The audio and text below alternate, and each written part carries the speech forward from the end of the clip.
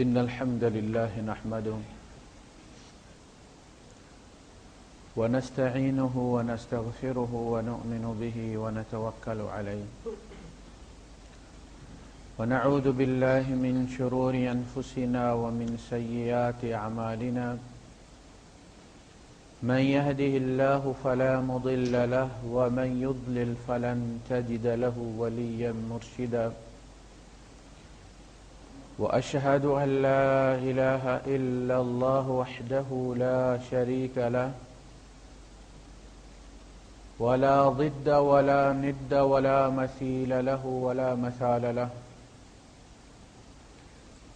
وأشهد أن سيدنا ومولانا ومعلمنا ومرشدنا ومخرجنا من الظلمات إلى النور محمدا عبده ورسوله أرسله الله بالحق بشيرا ونذيرا وداعيا إلى الله بإذنه وسراجا منيرا فقد بلغ الرسالة وأدى الأمانة ونصح الأمة وكشف الغمة فترك أمته على المحجة البيضاء ليلها كنهارها لا يزيغ عنها إلا هالك اللهم صل وسلم وبارك عليه وعلى آله وأصحابه وأزواجه وذرياته وأهل بيته أجمعين أما بعد فأعوذ بالله السميع العليم من الشيطان الرجيم بسم الله الرحمن الرحيم قل إني أمرت أن أعبد الله مخلصا له الدين وأمرت لأن أكون أول المسلمين قل إني أخاف إن عصيت ربي عذاب يوم عظيم قل الله أعبد مخلصا له الدين فاعبدوا ما شئتم من دونه صدق الله العظيم رب اشرح لي صدري ويسر لي أمري واحلل عقدة من لساني يفقهوا قولي آمین یا رب العالمین۔ موبائل سائلنٹ کر لیں جب میرے اوپر مہربانی کریں، آواز تھوڑی سی اس کی تھوڑی سی زیادہ بس کریں۔ ہمارا آج کا موضوع ہے علم کا مقصد۔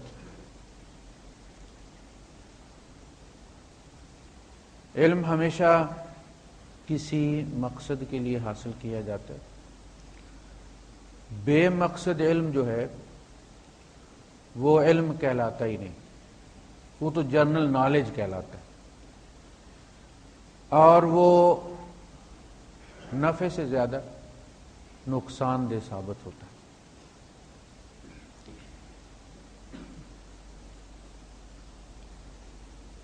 پہلے جب یہ سلسلہ شروع ہوا نبی کریم صلی اللہ علیہ وسلم سے،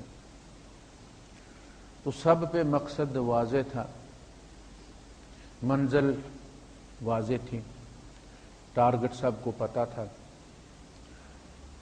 ان کے لیے کوئی مسئلہ نہیں ہوا۔ اب ہمارے یہاں ایک سیلاب ہے علم کا، اور سیلاب جو ہے وہ ہمیشہ نقصان دہ ہوتا ہے۔ پہلے زمانے میں نبی کریم صلی اللہ علیہ وسلم سے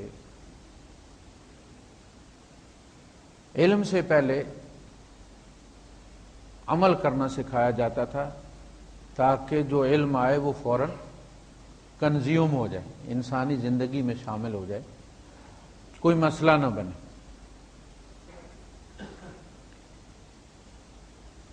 تو وہ پہلے نہریں بناتے تھے انسان کے اندر،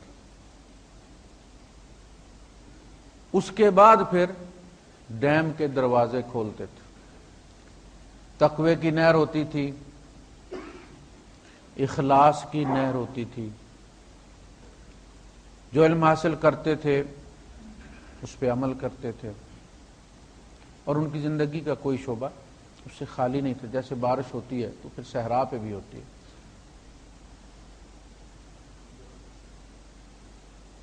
اب جو مسئلہ ہے وہ یہ ہے کہ سیلاب تو آیا ہوا ہے اور اپنی حدوں سے باہر اس لیے کہ آگے نہری سسٹم تو بنایا نہیں گیا، گیٹ سارے کھول دیے گئے، گوگل والوں نے سب کچھ کھولا ہوا۔ بندوں کا ہاضمہ خراب ہے۔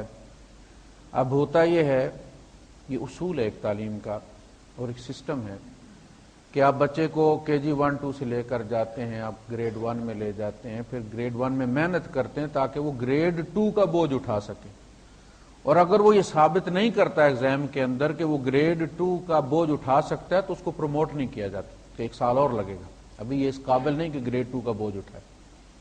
اور پھر گریڈ 2 3 4 5 میں ہمیشہ اصل جو محنت ہوتی ہے وہ اگلے گریڈ کے کو جو ہے وہ اس کا بوجھ اٹھانے کی ہوتی ہے۔ اب اگر میتھ ہی لے لیں، 5ویں گریڈ کا بچہ ہے اور وہ میتھ پڑھ رہا ہے A لیول 2 کے، کچھ سمجھ لگے گی اسے؟ یہ ہو رہا ہے، بندہ بس کلک کر دیتا ہے، آگے مولوی جو بیٹھا وہ A لیول 2 والا ہے، بندہ خود گریڈ 2 کا ہے، کیا سمجھ لگے گی اسے؟ کنفیوژن پھیلے گا نا۔ پہلے تو یہ ہوتا تھا کہ صحبت ہوتی تھی، اس صحبت میں مرشد کو، استاد کو پتا ہوتا تھا کہ میں یہاں تک اس کو پڑھا چکا ہوں، بتا چکا ہوں، اگلی بات جو میں بتاؤں گا یہ سمجھ جائے گا۔ نبی کریم صلی اللہ علیہ وسلم کے اصحاب صفہ جو تھے وہ پہلی خانقاہ تھی، وہ پہلا مدرسہ تھا، آپ نے انہیں صحبت بھی دی ہے، علم بھی دیا ہے، صحبت بھی دی، ماحول دیا نا۔ صحابہ کو فضیلت عمل کی وجہ سے نہیں ہے، ہم میں سے بہت سارے ان سے زیادہ عمل کرنے والے بھی ہو سکتے ہیں، مسئلہ عمل کا نہیں ہے، ان کی فضیلت عمل نہیں ہے، ان میں سے بہت سارے حافظ نہیں تھے، آپ حافظ ہیں، انفاق کرتے ہیں، زیادہ نوافل پڑھتے ہیں۔ مدینے والوں کو تو شوال کے 6 روزے پتہ ہی بہت بعد میں چلا ہے، مشہور نہیں تھے، امام مالک کہتے ہیں مدینے والے واقف ہی نہیں تھے اس سے، حدیث بعد میں مشہور ہوئی، سلسلہ چلا۔ ان کی جو فضیلت ہے وہ صحبت کی وجہ سے، تو وہ جو صحبت ہے وہ قابل بناتی تھی، جیسا میں نے کہا کہ ماحول، انوائرمنٹ جب ملتی ہے، ماحول ملتا ہے تو ٹوکریوں میں پڑے ہوئے گنڈے بھی اگاتے ہیں، اور اگر ماحول نہ ہو، موسم نہ ہو تو آپ بیج دیں، نہیں نکلے گا۔ تو نبی کریم صلی اللہ علیہ وسلم صحبت بھی، آپ نے اور کوئی کام کیا ہی نہیں، ایک دیہاڑی نہیں لگائی حضور نے اعلان نبوت کے بعد، پیٹ پر پتھر باندھ لیے، دیہاڑی نہیں لگائی، اویلیبل رہے ہیں۔ اسپتال ہوتے ہیں نا، کچھ 9 سے 9 بجے تک ہوتے ہیں، کچھ 24 گھنٹے ہوتے ہیں، نبی کریم صلی اللہ علیہ وسلم کا اسپتال 24 گھنٹے والا تھا، ہر وقت اویلیبل ہے۔ آپ نے کام نہیں کیا، صحبت دی، نہریں بنائی صحابہ کے اندر اور علم چھوڑا۔ یہ عمر فاروق رضی اللہ عنہ کا قول ہے نا، علمنا الایمان ثم علمنا القرآن، پہلے ہمیں ایمان سکھایا گیا پھر قرآن کا دروازہ کھولا گیا، اور جو وہ آیا وہ ان کے عمل میں آ گیا۔ تو علم کا مقصد عمل ہے۔ ایک صاحب ہیں، دیکھیں شارجہ سے آ رہے ہیں، پتہ نہیں پہنچنے والے ہوں گے، پہنچ گئے ہوں گے، وہ رستے سے فون کر کے پوچھتے ہیں جی میں شارجہ سے آ رہا ہوں، لوکیشن سمجھائیں جی۔ اب میں انہیں بتا رہا ہوں جی فلاں پل سے گزریں جی، فلاں سگنل پہ آئیں جی، رائٹ کریں جی، لیفٹ کریں جی، ایل میں جائیں جی، یہ علم دے رہا ہوں نا، وہ علم لے رہے ہیں نا، کیوں؟ منزل پہ جانا۔ اگر وہ شارجہ میں بیٹھ کے پوچھتے رہیں کوئی فائدہ ہوگا؟ یہ تو جنرل نالج ہے، آنا ہے۔ اچھا پھر یہ بھی ہے کہ جی پتہ ہے کہ اب یہ کہاں ہیں جی، آپ اس جگہ ہوں جی، شیخ زائد برج سے نکل آئے ہوں جی، یا مقطع برج سے آگے نکل آئے ہوں۔ اب میں انہیں جو سمجھاؤں گا وہ پھر آگے سے شروع ہوگا، مجھے پتہ ہے کہ یہ یہاں تک پہنچ گیا اور مجھے کہاں سے سمجھانا ہے، مجھے پتہ نہیں وہ کہاں پہنچا ہے۔ بندہ آگے جوادات کے پاس کھڑا اور میں اسے کہتا ہوں کہ جو ہی مقطع برج آپ کراس کریں، وہ کہتا ہے جی میں کراس کر آیا ہوں۔ میں پھر اسے کہتا ہوں کہ جب جو ہی آپ مقطع برج کراس کریں پرانے ایئرپورٹ کے پاس، وہ کہتا ہوں بھائی صاحب میں سب کچھ کراس کر چکا ہوں، اگلی بات کریں آپ۔ علم عمل کے لیے ہوتا ہے، اور عمل کے لیے پتہ ہونا چاہیے کہ آپ کہاں تک پہنچ چکے ہیں، اب آگے آپ کی ضرورت کیا ہے۔ 12ویں والے کو KG2 کا قاعدہ پکڑ کے اسے جناب علی وہ انگلش والا بٹھا دیں سمجھائیں تو وہ تو بور ہوگا، اس کے کام کی بات نہیں ہو رہی. اس لیے جب آپ تبلیغی جماعت میں جاتے ہیں تو بہت مزہ دیتی ہے. پہلے 1 2 4 سال بڑے آسانی سے گزر جاتے ہیں، بڑا تقوی اتر آتا ہے، مسکینی آ جاتی ہے بندے کے اندر بڑا مال. لیکن بعد میں بندہ دیکھتا ہے کہ یار یہ 6 روزے میں بھی وہی ہے، 40 دنوں میں بھی وہی ہے، 1.5 سال میں بھی وہی ہے، یہ تو ہمیشہ یہی ہوگا، ساری زندگی اسی طرح گزر جائے گی. تو ایک مقصد پتا ہونا چاہیے. کیوں آپ علم کیوں حاصل کرنا چاہتے؟ عمل. اصل میں ہم عمل کرنا چاہتے ہیں، عمل کی مجبوری علم ہے. بات سمجھ لگی کہ نہیں؟ وہ ابوظہبی آنا چاہتے ہیں، اب ابوظہبی کی لوکیشن معلوم کرنا ان کی مجبوری ہے. علم مجبوری ہے عمل کی، اور عمل کی کوئی اہمیت نہیں اگر اس میں اخلاص نہیں. اخلاص مجبوری ہے عمل کی قبولیت کی. عمل کوئی عبداللہ ابن ابی نے کام تو نہیں کیے، لیکن کیا ہوا؟ ابلیس نے 7 آسمانوں پر اپنی عبادت کی دھوم مچا کے رکھ دی تھی، اور ہر آسمان والے اسے الگ نام سے پکارتے تھے، ہیرو تھا وہ ان کا. پھر کیا ہوا؟ اخلاص اگر نہ ہو، وہ کرسی کے پیچھے تھا نا، سیاست ہو رہی تھی اللہ سے، اللہ نے ایکسپوز کر دیا. کہا کہ میں نے کافر نہیں بنایا، کان من الکافرین، میں نے پردہ ہٹایا ہے. کافر پہلے سے تھا ہی. کافر سے مراد ناشکروں میں سے تھا. یہ سجدوں کو میرے اوپر احسان چڑھا کے کر رہا تھا، میرا احسان نہیں سمجھ رہا تھا کہ میں نے اسے توفیق دی ہے سجدے کی.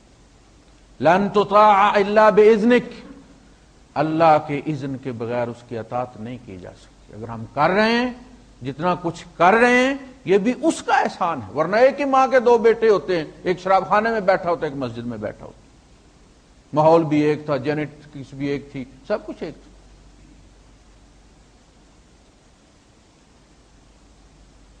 تو علم کی مجبوری ہے، علم مجبوری ہے عمل کی. فعلم، اللہ تک پہنچنا تو علم حاصل کرو. کن رستوں سے پہنچنا؟ اور پھر یہ کہ خلوص ہو، کہیں درمیان میں بھی منزل تبدیل نہ ہو جائے. آپ دیکھیں، میں نے عرض کیا تھا کہ جب تک جائزہ نہ، اب یہ کہ آپ بیٹھے ہوئے ہیں، آپ میں ہو سکتا ہے کوئی بندہ پہلی دفعہ آیا ہو. اب میں جو بات کروں گا وہ بندہ جو یہاں 27 سال سے 28 سال سے سن رہا ہے، اور وہ بندہ جو صرف آج آیا پہلا جمعہ پڑھ رہا ہے، تو برابری تو نہیں، وہ کنفیوز ہو جاتا ہے. اور بہت سارے ساتھی جب سوال کرتے ہیں، میں پوچھتا ہوں ان سے کتنا عرصہ ہوا ہے؟ 2 جمعے پڑھیں. بھائی صاحب یہ 2 جمعے آپ کا کچھ بھی نہیں بگاڑیں گے. ہم ہر موضوع پر بات کر چکے ہیں. جو آپ کہہ رہے ہیں کہ اس موضوع پہ بولیں، میں بول چکا ہوں. آپ آج آئے ہیں، مجھے 28 سال ہو گئے. تو پتہ نہیں ہوتا. اچھا سوال بھی ہوتے ہیں،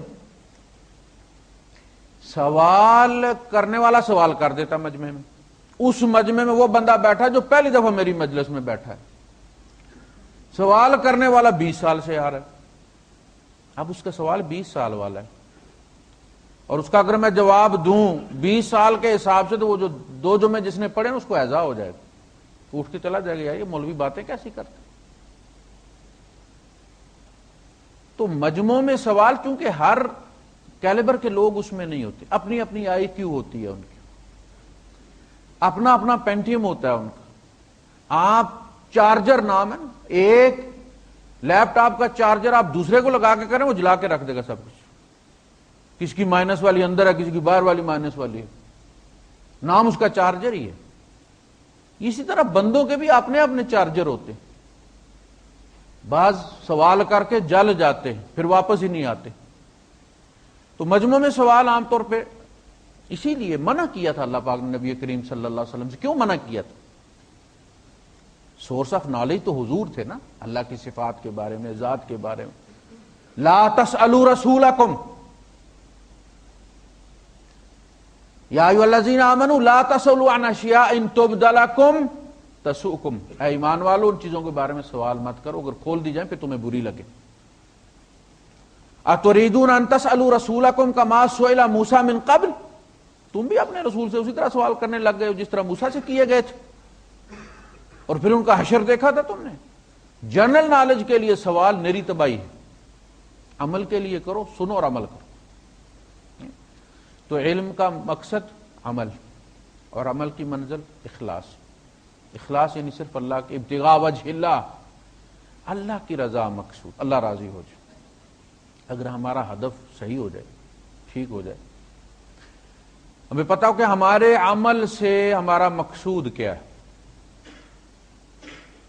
اللہ کی رضا، تو اللہ کی رضا ہو سکتا ہے مجھے پڑوس میں مل جائے 2500 کلومیٹر کا سفر کر کے نہ ہی جانا پڑے، اور بھائی صاحب آپ کو ایک چیز مل رہی ہے ساتھ والی گروسری سے، آپ لینے چلے گئے اسے میرینا مال پر، اور بعد میں آپ کو پتا چلا کہ وہ تو ساتھ میں صوفیہ فلور مل پہ بھی تھی۔ اب آپ کو پچھتاوا یار اتنا پیٹرول بھی میں نے ضائع کیا، اتنا ٹائم بھی میں نے ضائع کیا، پہلے میں پوچھ لیتا۔ تو اگر اللہ کی رضا آپ کو مقصود ہے نا، اللہ کو راضی کرنا، ہو سکتا ہے آپ کے پڑوس میں کوئی یتیم بچہ ہے، کوئی بیوہ ہے، آپ اس کی مدد کر دیں، اللہ راضی ہو جائے۔ اور آپ اللہ کو راضی کرنے چل دیے مکے، اور ہو سکتا ہے جو پاس ہو وہ بھی گوا کے آ جائیں، آپ دم لے کر آئیں، پھر وہاں جا کے غلطیاں ہوتی ہیں نا بندے سے، وہاں کے آداب کا خیال نہ رکھ سکیں، وہاں بدی کا ریٹ بھی 1 کا لاکھ ہے، حرم کے حدود سے باہر 1 کی 1 ہے، وہ واحد جگہ ہے جہاں برائی کا ارادہ بھی گناہ بن جاتا ہے، باہر ایسا نہیں ہے۔ تو اگر ہمیں مقصود معلوم ہو کہ اللہ کی رضا، اللہ کو راضی کرنا، اللہ کو خوش کرنا میرا مقصد ہے، تو حضور فرماتے ہیں اللہ پاک تو تم مسکرا کر ملو اپنے مسلمان بھائی سے تو اللہ راضی ہو جاتا، خوش ہو جاتا۔ کتنی معمولی لگتی ہے یہ بات۔ تو جب یہ پتہ چل جائے تو پھر بندہ اللہ کی رضا کی جستجو میں لگ جاتا ہے۔ نماز سے بھی رب راضی کرنا ہے، روزے سے بھی رب راضی کرنا ہے، حج سے بھی رب راضی کرنا ہے، صدقات سے بھی رب راضی کرنا ہے، پھر رضائے رب ورضوان من اللہ اکبر، سب سے بڑی جو عبادت ہے وہ اللہ کی رضا کی چاہت ہے۔ اور صحابہ کو جو سب سے بڑا سرٹیفکیٹ ملا ہے وہ کیا ملا؟ حاجی، وہ حج بھی کیے تھے نا، نبی کے ساتھ کیا تھا، کہیں آپ نے سنا حاجی ابو بکر صدیق رضی اللہ تعالیٰ عنہ؟ نہیں، رضا کا سرٹیفکیٹ ملا، لقد رضی اللہ عن المؤمنین اذ یبایعونک تحت الشجرہ، رضا کا سرٹیفکیٹ۔ اچھا، ہمارے جو اس اسلاف ہیں، جیسا کہ میں نے عرض کیا کہ استاد شاگرد بھی ہوتے تھے اور دور دور سے آتے تھے، 6 مہینے، سال 2 سال، 4-5 سال لگ جاتے تھے۔ بچے آتے تھے، جب پلٹ کر جاتے تھے تو ماں باپ نہیں پہچانتے تھے کہ یہ میرا بیٹا ہے، یہ حالت تھی۔ بچہ ماں کے پیٹ میں ہے، باپ چلا گیا ہے، اور جب واپس آیا تو بچے کو نہیں پہچانا اس کو۔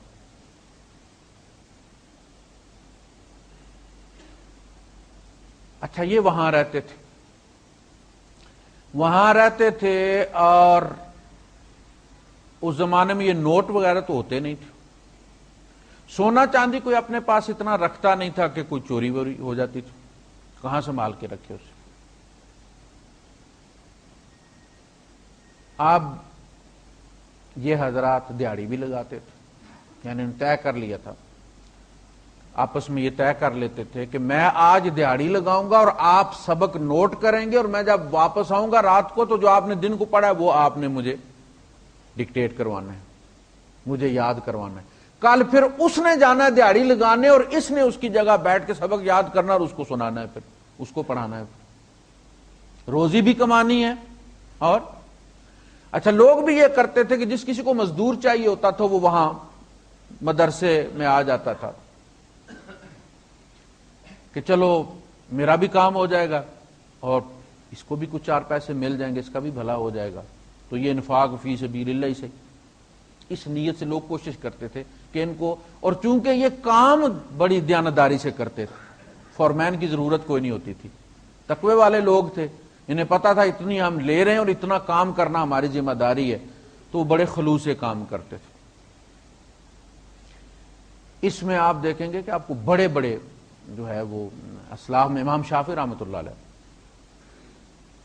یہ ڈیرا لگا کر امام مالک رحمۃ اللہ علیہ کے پاس بیٹھے، صوفیاء کے ساتھ رہیں اور اپنے تجربے بیان کرتے ہیں۔ اچھا اس میں ہوتا یہ ہے کہ یہ جو ہمارے یہاں اب تو بدنام ہو گئے، سیاست بھی بدنام ہو گئی ہے، صوفیزم بھی بدنام ہو گیا ہمارے، وہ شرک اور بدعت کا اڈا بن گیا، یہ جھوٹ اور فراڈ کی دکان بن گئی۔ تو وہ فرماتے ہیں کہ میں صوفیاء کی مجلس میں رہا اور میں نے ان سے دو چیزیں سیکھی ہیں جو مجھے بڑی کام آئی ہیں زندگی میں۔ ایک یہ کہ وقت ایک ایسی تلوار ہے کہ اگر تم نے اسے نہ کاٹا تو یہ تمہیں کاٹ کے رکھ دے گی، اور دوسری بات کہ اگر تو نے اپنے نفس کو حق میں مشغول نہ کیا نا تو یہ تمہیں باطل میں مشغول کر لے گا۔ ویلا بیٹھنا اس کی فطرت نہیں ہے، نفس کی فطرت چین سے بیٹھنا نہیں ہے۔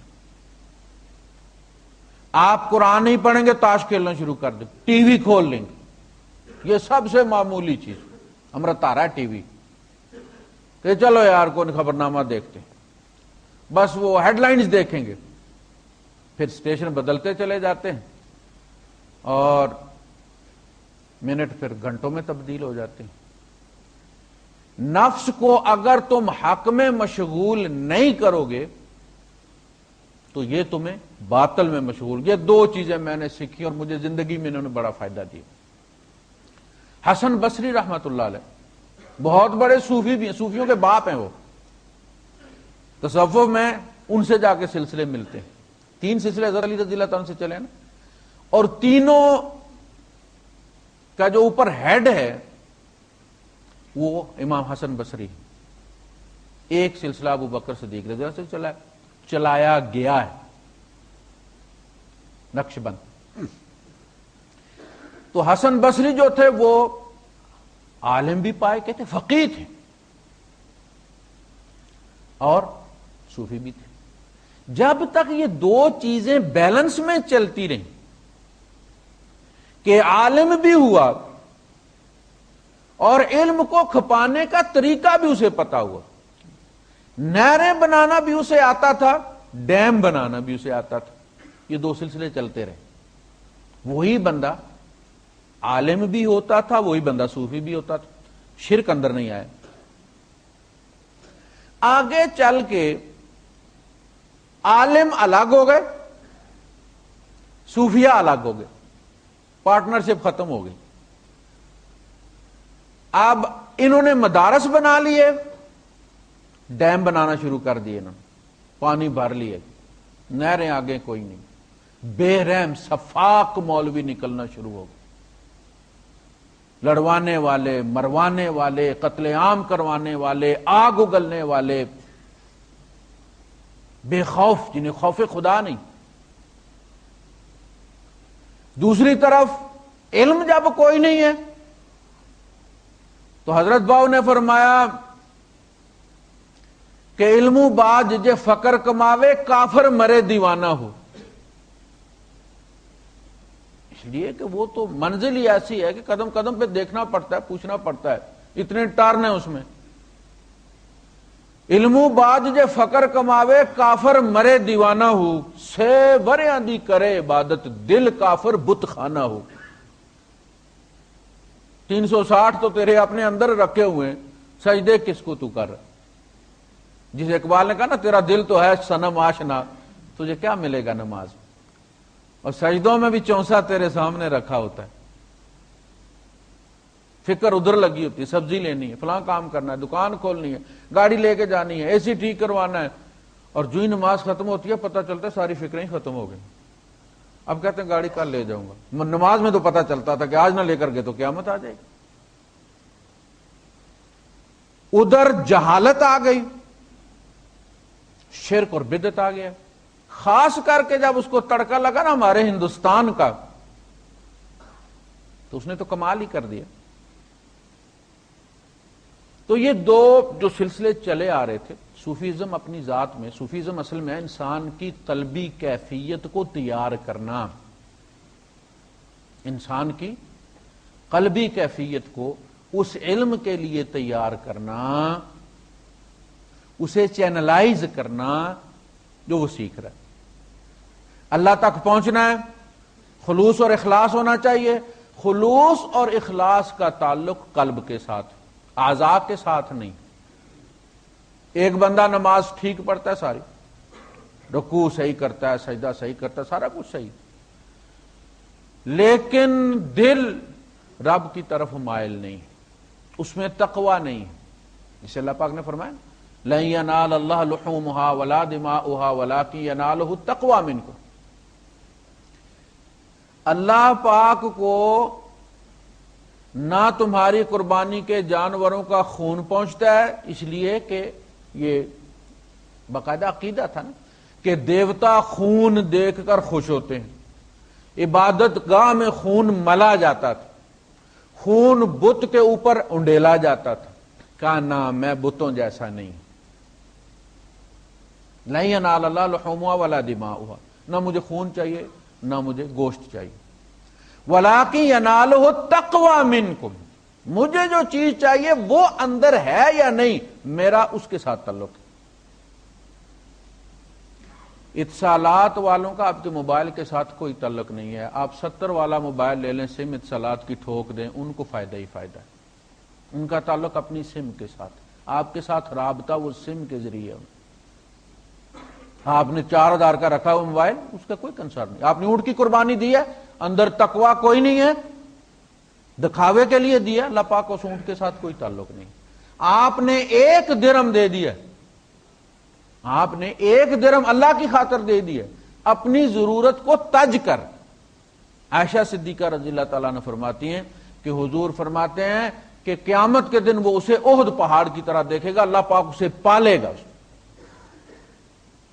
فرمایا ما آتیتم من ربا لیربو فی اموال الناس، یہ رب اور ربا یہ ایک ہی ان کا مصدر ہے، رب پالنے والا ہے، ربا پلنے والا ہے، 100 دیا 150 واپس لے لے۔ وما آتیتم من ربا لیربو فی اموال الناس، وہ جو تم چچڑ چھوڑ دیتے ہو لوگوں کے مال میں تاکہ وہ موٹا ہو، بڑھے،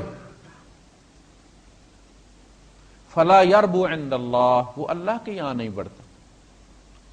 اللہ کے یہاں تمہارا مقدر وہی ہے 10,000، تو نے سود سے بنا لیا اس کا 1,00,000، رب کے یہاں تیرے رزق کی فائل بدلی نہیں ہوئی،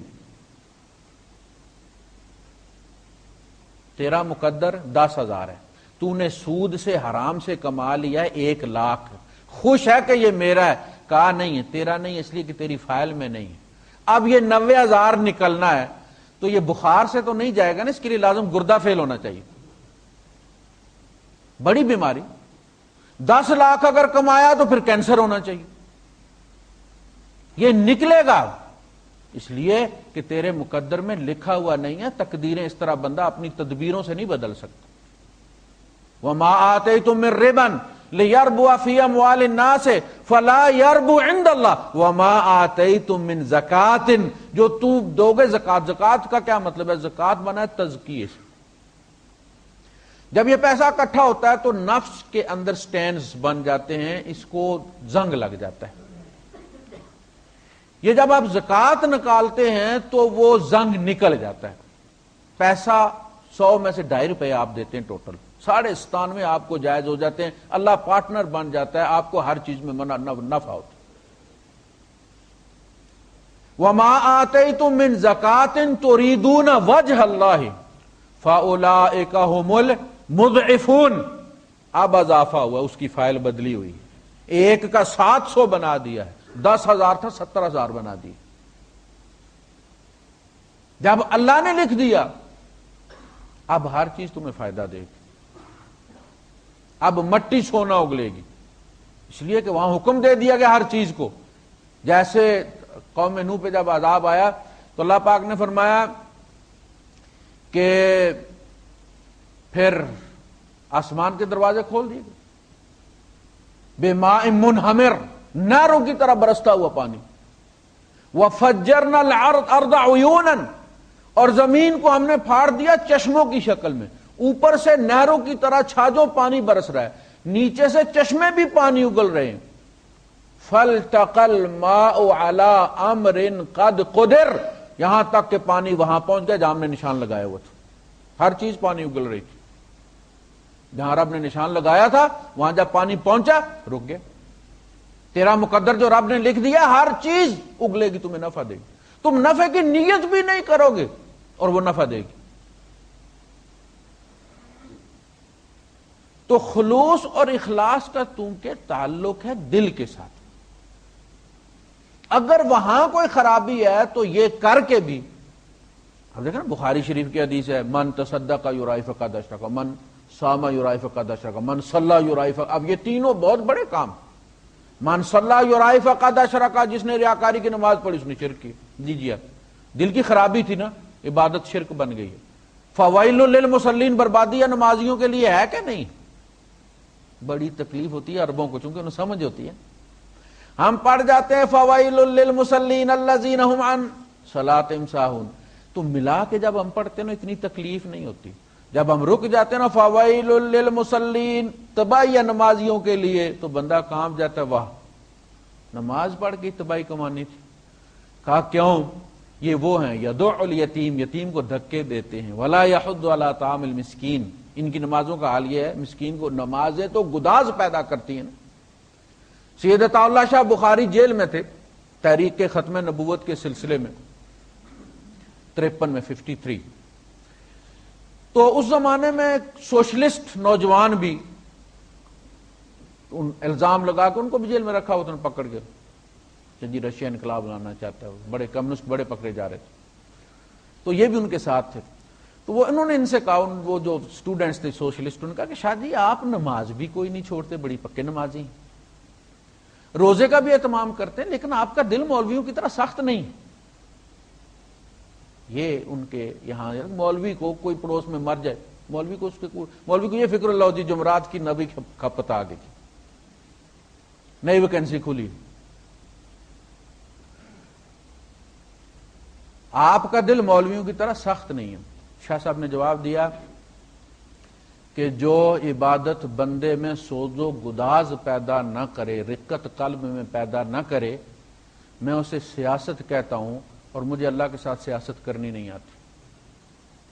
یہ سیاست فوائل للمصلین، جو یتیم کو دھکے دیتے ہیں، مسکین کے کھانے کی انہیں کوئی فکر نہیں، اپنے پیٹ کی فکر پڑی۔ تو اگر دل خلوص نیت نہ ہو، دل کی کیفیت درست نہ ہو، تو پھر نماز بھی شرک بن جاتی ہے، روزہ بھی شرک بن جاتا ہے، صدقہ بھی شرک بن جاتا ہے، نقصان دیتا ہے۔ تو یہ لوگ قلبی کیفیات پر بھی نظر رکھا کرتے تھے کہ بھئی یہ بندہ جو ہے، اور چونکہ وہ ان کے پاس رہتا تھا، ابراہیم بن ادھم جو تھے یہ گورنر تھے ایک صوبے کے، اور گورنر اس طرح تھے جس طرح یہاں کی سٹیٹس اپنی حد کے اندر، یہ لوگ خود رولر بھی ہیں اور مختلف عہدے بھی ہیں ان کے پاس۔ تو یہ شکار پہ نکلے، بڑے یہ ایک وقت ہوتا ہے، لوگ اپنے بچے کا بچپن جوانی دیکھتے ہیں نا، ماں باپ تو بڑے جلتے ہیں، اپنے بڑھاپے کے ساتھ جب کمپیئر، اپنی جوانی کے ساتھ نہیں کمپیئر کرتے، اپنے بڑھاپے کے ساتھ اس کو کمپیئر کرتے ہیں، بھائی یہ تو کوئی چاند چڑھائے گا، اور یہ تو میرا پتر لگتا ہی نہیں، بھائی یہ تو میرے نال ٹردا ہوا، تو وہ بھائی صاحب آپ کی عمر میں جب پہنچے گا آپ کا پتر لگے گا۔ عمر بن عبدالعزیز ایک جوڑا ایک دن پہنتے تھے، اگلے دن نہیں پہنتے تھے، اسپیشل شام سے ان کے لیے عطر آیا کرتے تھے جب یہ گورنر تھے مدینے کے۔ پھر وہی عمر بن عبدالعزیز عید والے دن بچیوں نے پیاز سے روٹی کھائی ہے، گھر میں کچھ نہیں تھا، وقت بدلا نا، 11 درہم چھوڑے اپنی اولاد کے لیے۔ ابراہیم بن ادھم جو تھے یہ بڑے عیاش تھے، شکار پہ نکلے تو وہاں سارا عملہ ان کے ساتھ ہوتا ہے. یہ شکار کے لیے نکل گئے تو لونڈی جو تھی اس نے بستر بچھایا ان کے لیے, تو باقاعدہ پھول اس پہ رکھے گئے اس کو نرم کرنے کے لیے, تو وہ بیچاری چیک کرنے کے لیے لیٹی اور سو گئی. اب یہ یار وہ سوئی ہوئی تھی تو ان کے غضب کا اندازہ ایک لونڈی میرے بستر پہ سوئی ہوئی ہے, انہوں نے اس کو مارنا شروع کر دیا. تو وہ کھاتی رہی روتی رہی, اس کے بعد اس نے ہنسنا شروع کر دیا. انہوں نے مارنا چھوڑ دیا, پوچھا بھئی یہ کیا ہوا, اب ہنسنا شروع کر دیا تم نے. وہ سمجھا پاگل ہو گئی. اس نے کہا میں اس لیے ہنس رہی ہوں کہ میں تو گھڑی پل کے لیے اس بستر پر سوئی اور میری چمڑی اتر گئی ہے, تیری تو زندگی گزر گئی ہے اس پہ سوتے ہوئے, تیرا کیا ہوگا. اس لونڈی کو آزاد کر دیا, بادشاہی کسی اور کے حوالے کر دی, نکل پڑے. تو یہ جب پہنچے وہاں تو جا کے انہوں نے کہا اپنے بزرگوں سے, مرشد سے اپنے, کہ میں سب کچھ چھوڑ چھاڑ کے آئے اور میں اپنی اصلاح کرنا چاہتا ہوں. انہوں نے کہا جی اصلاح کہنے سے تو نہیں ہوتی, کرنے سے ہوتی ہے. تو اس کو تو باقاعدہ اس کے لیے آپ کو امتحان سے گزرنا ہوگا. تو ان کی انہوں نے تربیت شروع کر دی اور کسی چمڑے والے کے یہاں ان کو رکھا کہ آپ یہاں سویا کریں, علم حاصل کریں اور سونا رہنا آپ نے وہاں پہ. اب ان کے یہاں بڑی بدبو ہوتی ہے. پھر امتحان لینا تھا تو لونڈی سے جو گوبر لے کے ٹوکرے میں جاتی ہیں, تو کہا کہ اس کے پاس سے گزرتے ہوئے نا تھوڑا سا گوبر اس کے اوپر گرا دینا. یہ جا رہے ہیں جناب بڑے بن سمر کے نماز پڑھنے کے لیے, وہ پاس سے گزری, اس نے گوبر گرا دیا. اب انہوں نے اس کو سنانی شروع کر, انہیں جا کے رپورٹ کی کہ یہ کیا نا. یہ گئے, کہا کہ فیل ہو گئے, فیل ہو گئے. سال لگوایا, سال کے بعد پھر وہ گزری, پھر گرا دیا. اب انہوں نے کہا تو کچھ نہیں, لیکن اسے گھورا بڑے زور سے. اس نے جا کے رپورٹ کی, ان کا فیل ہو گئے. سال اور لگوایا, سال کے بعد پھر وہ گزری اور گوبر جب اس نے گرایا تو یہ فوراً جھک کے گوبر اٹھا کے اس کے ٹوکرے میں رکھنے لگے کہ ویری ساری, یہ نقصان ہو گیا آپ کو. اس نے جا کے رپورٹ کی, کہا اب وہ اندر سے گورنر نکلا ہے, اب گورنر نکلے اندر, اب اگلا مرحلہ شروع ہوگا. تو وہ قلبی کیفیت پر عالم بھی ہوتے تھے, خدا خوف بھی ہوتے تھے. کو پتہ ہے امام ابو حنیفہ رحمۃ اللہ علیہ, آپ کو پتا چلا کہ شہر میں بکری گم ہو گئی. اب بکری گم ہو گئی کا مطلب یہ ہو کہ چور لے گیا. تو چور نے کیا کرنا تھا, اس نے بیچنی تھی, تو کسی کسائی کے پاس گئی, ہو سکتا ہے آج دی ہو سکتا ہے اس نے کل دی ہو. امام ابو حنیفہ رحمۃ اللہ علیہ نے بکری کا گوشت احتیاطاً نہیں کھایا کہ ہو سکتا ہے یہ وہی والی بکری ہو, جب تک کہ بکری کی ایوریج عمر نہیں گزر گئی 4-5 سال جو ہوتی. یہ خدا خوفی, یہ تقوی, یہ لحاظ آج کل ہے نہیں. تو مدارس جو ہیں وہ تو مولوی پیدا کر رہے ہیں, ہزاروں کی تعداد میں مولوی ہر سال نکلتے ہیں, حفاظ نکلتے ہیں, مفتی نکلتے ہیں, عالم نکلتے ہیں,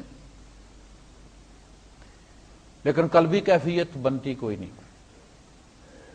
پتہ نہیں کیا لے کر نکلتے ہیں. وہ تو معاشرہ دیکھتا ہے, پھر کارنامے آپ سنتے ہی رہتے. دوسری طرف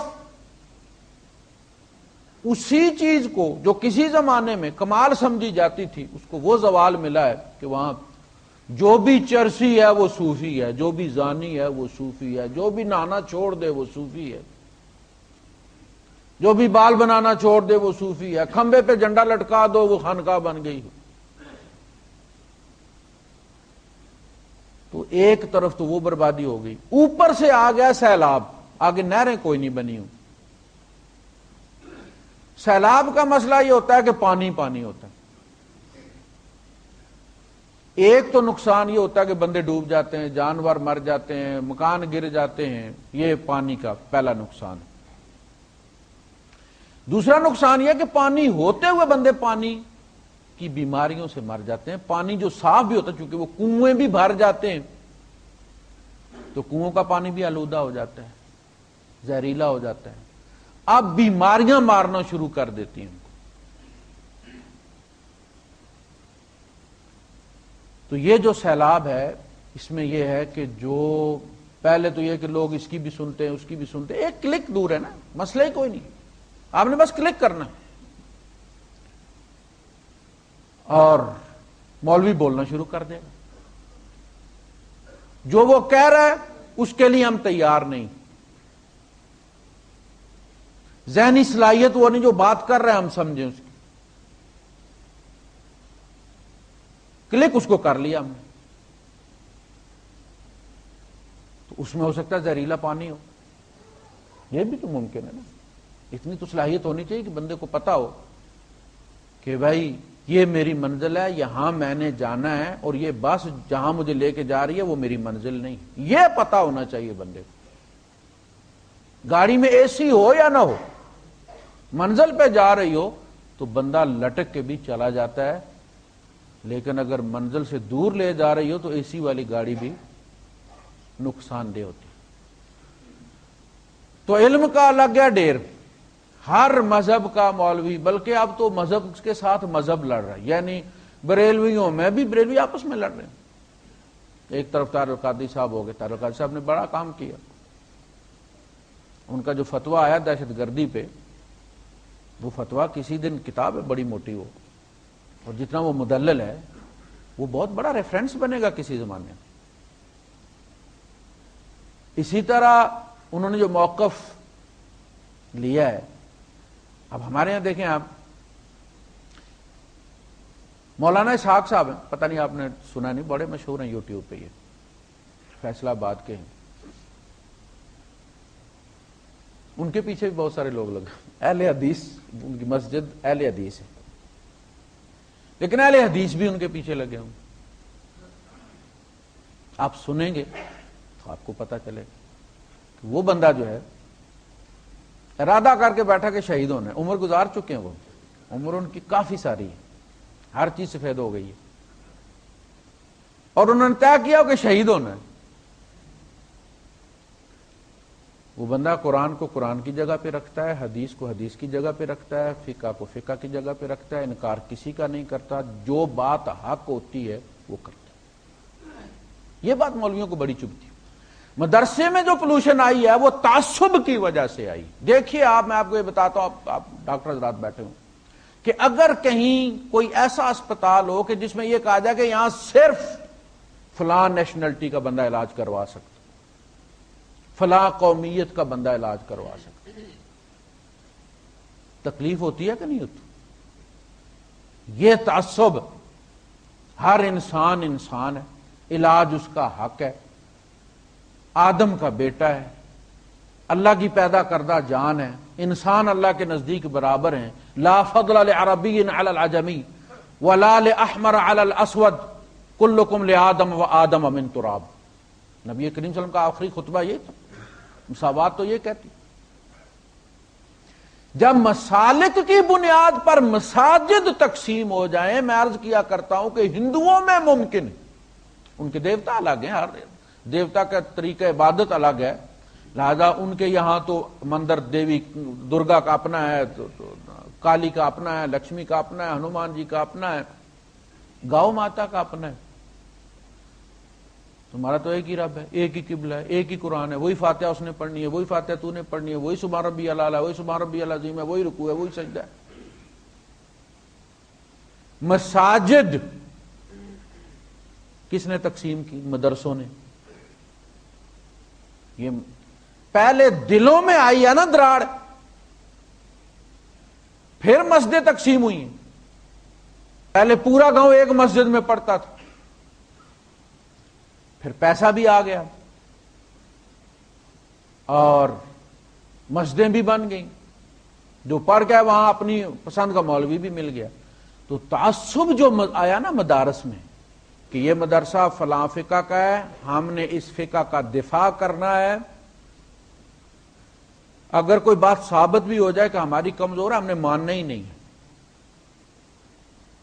اور ہمیں یہ کہنا ہے کہ جی یہ بات ہمارے بزرگوں نے کیوں نہیں کہی۔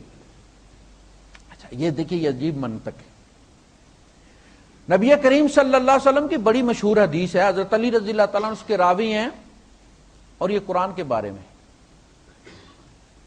جب حضور نے فرمایا انہا لفتنۃ، بہت بڑا فتنہ آنے والا ہے لوگوں، کاش تمہاری آنکھیں وہ دیکھ سکتی جو میری آنکھیں دیکھ رہی ہیں، بارش کی طرح فتنے برس رہے ہیں۔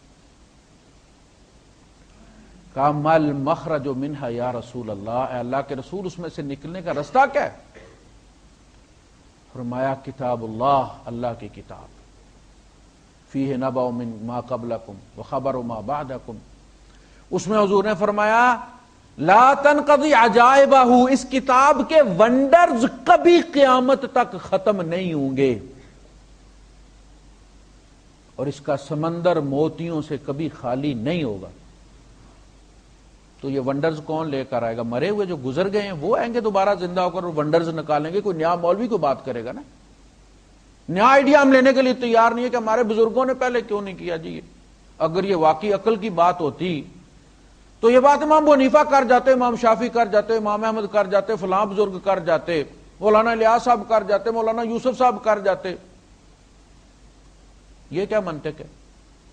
یہی بات تو کافر کہتے تھے، ما سمعنا بہذا فی الملت الاخرہ ما سمعنا بہذا فی آبائنا الاولین۔ یہ تو نویں آئیڈیا ہے بھائی، ہمارے پیو دادے نے بھی یہ بات کوئی نہیں کی۔ یہی کہتے تھے نا وہ نبی کو۔ کون کہتے تھے؟ علماء اس زمانے کے، عوام نہیں، علماء کہتے تھے۔ بکریاں چرانے والا کبھی بھی نہیں کہہ سکتا کہ اسی تے عقیدے بھی نہیں پڑھیا۔ وہ بھائی صاحب تو پڑھے ہی کی، بکریوں کے دانت دیکھے تو نے کتنے سال کی ہے؟ یہ کوئی پڑھا لکھا ہی کہتا نا کہ میں نے نہیں پڑھا، اور اس کی یہ بات کہنے کا کوئی وزن ہوتا؟ علماء کہتے تھے۔ اور یہ مافیا جو ہے اس کی آپ گرفت کا اندازہ کریں، جب یہ حق سے ہٹتے ہیں نا تو پھر یہ مافیا بن جاتے ہیں، فیوڈل لارڈز۔ ان کے فتووں پر نبی شہید کیے گئے ہیں، جو نبی مارے گئے نا بنی اسرائیل کے، ان کے قتل کا فتویٰ صادر کیا یہود کے علماء نے۔ عیسیٰ علیہ السلام کے خلاف کس نے فتویٰ دی؟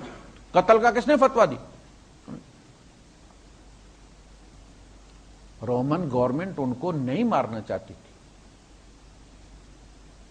عید کا دن تھا، عید والے دن ایک بندہ وہ سزائے موت والا چھوڑا کرتے تھے، انہوں نے جان چھڑانے کے لیے کہا کہ بھائی یہ بندہ عید پہ چھوڑتے ہیں تو ہم چھوڑنے لگے جیسس کو۔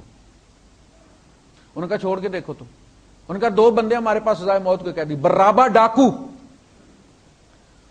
اور عیسیٰ ابن مریم۔ ہم عیسیٰ ابن مریم کو چھوڑنے لگے۔ انہوں نے کہا برابا ڈاکو کو چھوڑ دو۔ عیسیٰ ابن مریم کو چھوڑا تو معاشرے میں پھر جو کچھ ہوگا ہم اس کی گارنٹی نہیں دیتے۔ یہی ہوتا ہے نا، لوگوں کو لے کے تھانے کا گھیراؤ کر لیا، کرو ایف آئی آر۔ یہ بدماشی ہے، یہ بدماشی ہے۔ 11 سال کی بچی ہے، 10 سال کی عیسائی بچی اسلام آباد میں، کاغذ چننے والی ہے، دماغی طور پر بھی معذور ہے۔ اس کے کاغذوں والے تھالے میں کوئی بغدادی قاعدہ جلا ہوا تھا، گھیراؤ کر لی تھانے کا، 500 آدمی نے ایف آئی آر درج کروائی۔ بستی پہ حملے، بستی وال 2500 آدمی بستی چھوڑ کے بھاگ گیا، اور 1500 میٹر دور وہ ڈھیر لگا ہوا ہے مرے ہوئے گدھوں اور کتوں کا، جن کی چربی نکال کے بیچتے ہیں وہ، اور سموسے پکوڑے کھا کے آپ نے ساری افطاری کی ہے، وہاں کوئی نہیں جاتا۔ نبی کریم صلی اللہ علیہ وسلم فرماتے ہیں، متفق علیہ حدیث ہے، کہ میرا دل کرتا ہے کہ میں اقامت کہوں کسی سے کہ اقامت کہو، پھر جب اقامت ختم ہو جائے میں اپنی جگہ کسی کو مصلی پر کھڑا کروں، اور پھر میں نکل جاؤں شہر میں، مدینے میں، اور جس جس گھر میں کوئی مرد ابھی تک ہے جماعت میں نہیں آیا، میں اس گھر کو آگ لگا دوں، مگر میں بچوں اور عورتوں کی وجہ سے چھوڑ رہا ہوں۔ بے نمازی نہیں، بے جماعت برداشت نہیں ہے نبی کریم صلی اللہ علیہ وسلم۔ اس زمانے میں یہ رواج نہیں ہوتا تھا کہ اپنی اپنی مرضی سے لوگ اٹھتے تھے، 2 بندے پکڑ کے جماعت کروا لی۔ یہ رواج حضور کے زمانے میں نہیں تھا۔ جو لیٹ ہو جاتا تھا چھپ کے پڑھتا تھا، شرمندہ ہوتا تھا، گلٹی کانشیس ہوتا، میں لیٹ ہو گیا، میں منافقوں والی نماز پڑھ رہا ہوں، تو چھپ کے پڑھتا تھا۔ یہ بعد میں مسئلہ ہوا ہے۔ اب لوگوں کو اس کی اقامت حضور نے نہیں کہا میں پڑھ لوں گا پھر اور کوئی اقامت کہہ دے گا. اپنے گھروں میں بے نمازی گھر کے گھر بھرے ہوئے. وہ آگ لگانے والے تو وہ حضور تو ان کو آگ لگانے نکلے تھے. کیوں نہیں جلاتے اپنے بیٹوں کو؟ چھوٹی بچی ہے, پرچہ کروا دی ہے, اب انہوں نے بھیج دیا بچوں والے وہ عدالت میں. مولانا عبد الرحمان اشرفی صاحب نے بہت اچھا سٹینڈ لیا. انہوں نے کہا کہ اب یہ جو 500 بندہ جس نے گھیراؤ کیا تھا نا, اس کے خلاف مقدمہ ہونا چاہیے, تاکہ یہ جو انہوں نے بدماشی بنائی ہوئی ہے نا, ایک بندہ ہے ذہنی معذور ہے, مادر زاد ننگا پھرتا ہے, وہ سب کو پتا پاگل ہے, گاؤں والوں سب کو پتا پاگل ہے. اس نے کہیں قرآن مجید اٹھا کے نیچے پھینک دی, اس کو پتہ ہی نہیں ہے یہ ہے کیا. لوگوں نے تھانے میں جا کے بتا, تھانے والوں نے گرفتار کر لیا. مجمع گیا جی, سارے حاجی نمازی اکٹھے ہو کے جیل میں آگ لگا دی انہوں نے پورے تھانے کو. گاڑیوں کو پولیس کی 3-4 گاڑیاں بھی جلا دیں. اس کو گھسیٹ کے نکالا انہوں نے اور اس کو زندہ جلا دی. اس کو, وہ پاگل تھا. اور اللہ کے رسول صلی اللہ علیہ وسلم کے پاس زانی بھی آیا نا, تو آپ نے سب سے پہلا سوال یہ کیا ہے کہ اس کو پاگل پن کے دورے تو نہیں پڑتے. صحابہ سے پوچھا ہے کہ اس کو پاگل پن کے دورے تو نہیں پڑتے؟ کہ جی نہیں. اگلا سوال کیا, کچھ شراب تو نہیں پیتا؟ یعنی اگر وہ نشے میں بھی کر دیتا چھوٹ ہو جاتی. حافظ قرآن 7 والی مسجد سے اعلان ہوا, اس نے کیا کیا ہوگا؟ اس نے قرآن مجید کے ورقے ہوں گے, رول رہے ہوں گے, کہیں پکڑ کے اس نے شاید جلا دیے ہوں گے. وہ جلا کے تو وہ خاک وہ پانی وہ کہیں ڈال دیتا. اچھا کسی نے دیکھ لیا اور اس نے شور مچا دیا. مولوی صاحب نے سپیکر میں اعلان کر دیا. کسی زمانے میں یہ سپیکر جو ہوتا تھا یہ بدعت ہوتی تھی اور داخلہ مسجد میں حرام ہوتا تھا. فتوے آج بھی چھپے ہوئے موجود ہیں, کتابوں میں چھپے ہوئے. آج سپیکر بند ہو جائے تو اسلام کو خطرہ ہو جاتا ہے. دیکھیں فتویٰ کیسے بدلتا ہے. سپیکر میں اعلان کیا کہ قرآن جلا دیا, اس نے گستاخ قرآن ہو گیا, اور مجمع نے حملہ کر دیا. اس بندے کو انہوں نے جلایا, مارا. پہلے جو مارتے ہیں وہ تسلی کرتے ہیں اپنی. ٹرانسفارمر سمر کے خوب مارا. اس کو مارنے کے بعد جلایا اور اس کی لاش گاڑی کے پیچھے باندھ کے سڑکوں میں گھماتے رہے. اور آپ خود پڑھتے ہیں کہ عثمان غنی رضی اللہ تعالیٰ نے سارے قرآن مجید اکٹھے کر کے جلا دیے. پڑھا ہے آپ نے کبھی کہ نہیں پڑھا؟ احترام سے جلانا جائز ہے. اوقاف والے جو اکٹھے کر کے لے جاتے ہیں کیا کرتے ہیں؟ اس کو جلا کے کہیں دفن کر دیتے ہیں, کسی کے پاؤں کے نیچے نہ آئے. تو احترام کی خاطر جلانا اس کو جائز ہے. خلیفہ راشد نے جلائے ہیں, چھین چھین کے صحابہ سے. سب کو کہا جلا دو, یہ کل فتنہ نہ بن جائے. تو یہ اس قسم کے جو ہمارے یہاں ہر بندہ قاضی ہے, خود ہی فیصلہ کرتا ہے, خود ہی تارا مسیح ہے, مار بھی دیتا ہے, یہ سلسلہ بند ہونا چاہیے. گورنمنٹ بلیک میل ہوتی ہے ان لوگوں سے, مذہبی جنونیوں سے بلیک میل ہوتی ہے. اشرفی صاحب نے, عبد الرحمان اشرفی صاحب نے بہت اچھا سٹینڈ لیا. ایک یہ کہ یہ 500 بندے پر اب پرچہ بننا چاہیے, جھوٹا پرچہ. اور آپ کو پتا ہے اس کی سزا بھی کیا ہے؟ 14 سال.